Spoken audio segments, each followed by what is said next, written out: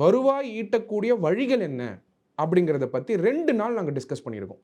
எங்கள் பொதுச் செயலாளர், அப்புறம் எங்களுடைய கமிட்டியில் இருந்த எக்ஸ்பர்ட்ஸு எல்லாருமே வந்து உட்காந்து 2 டேஸ் கிட்டத்தட்ட ஒரு 18 ஹவர்ஸ் கிட்ட நாங்கள் ரெவென்யூ மொபிலைசேஷன் ஐடியாஸை டிஸ்கஸ் பண்ணோம்.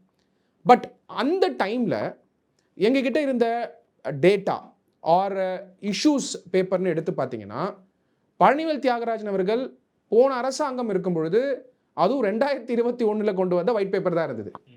அந்த ஒயிட் பேப்பர் எடுத்து பார்க்கும்பொழுது அதுலேயுமே பார்த்தீங்கன்னா ரெவென்யூ மொபிலைசேஷன் ஐடியாஸ் இல்லை. அதில் வந்து வருவாய் எப்படி கட் பண்ணுறது, பப்ளிக் செக்டார் அண்டர்டேக்கிங்ஸில் வந்து எப்படி வந்து டிஸ்இன்வெஸ்ட்மெண்ட் பண்ணுறது, இந்த மாதிரி ஐடியாஸ் தான் ரெவென்யூ மொபிலைசேஷன் ஐடியாஸாகவே இருந்தது பழனிவேல் தியாகராஜன் அவர்களுடைய வெள்ளை அறிக்கையில். அதை பேஸ் பண்ணி டிஸ்கஷன் நடக்கும் பொழுது எலெக்ஷன் ப்ராமிசஸ் கொடுக்கும் பொழுதே எந்த மாதிரியான ப்ராமிசஸ் கொடுத்தா நம்மளுடைய ஃபிஸ்கல் ப்ரூடன்ஸ்ன்னு சொல்லுவோம். ஃபிஸ்கல் ப்ரூடன்ஸ்னால் ஃபினான்ஷியல் நம்மளுடைய நிதி நிலைமையை பேஸ் பண்ணி டெலிவர் பண்ணுறதுக்கான சாத்தியக்கூறுகளை உருவாக்குறது. இது செயல்படுத்த முடியுமானா செயல்படுத்த முடியும். அதை செயல்படுத்தணும்னா இப்போ இருக்கிற ப்ரெசென்ட் பட்ஜெட்டை பேஸ் பண்ணி அனலைஸ் பண்ணி பார்த்தா பட்ஜெட்டே வந்து டிரான்ஸ்பரன்சி இல்லாமல் இருந்தது.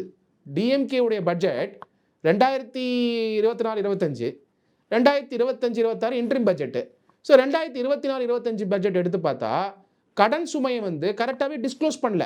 ஸோ ஃபஸ்ட்டு இதுவே annual financial statement of the budget annual financial statement of the state, அதுலேயே கடன் சுமை எவ்வளோன்னு கண்டே பிடிக்க முடியல எங்களை மாதிரி எக்ஸ்பர்ட்ஸ்னாலேயே. அப்போது அந்த 10 லட்சம் கோடிங்கிறத இவ்வளோ கடன் வாங்கியிருக்கிறது இதுக்கு முன்னாடி இருந்த பிளானிங் கமிஷனுடைய வைஸ் சேர்பர்சன் அவர் வந்து 10 லட்சம் கோடின்னு சொல்லி ஒரு வீடியோ ட்ரெண்ட் ஆகும் பொழுது தான் தமிழ்நாடுக்கு வந்து 10 லட்சம் கோடி கடன் இருக்குது அப்படிங்கிறது வெளில தெரிய ஆரம்பிச்சது.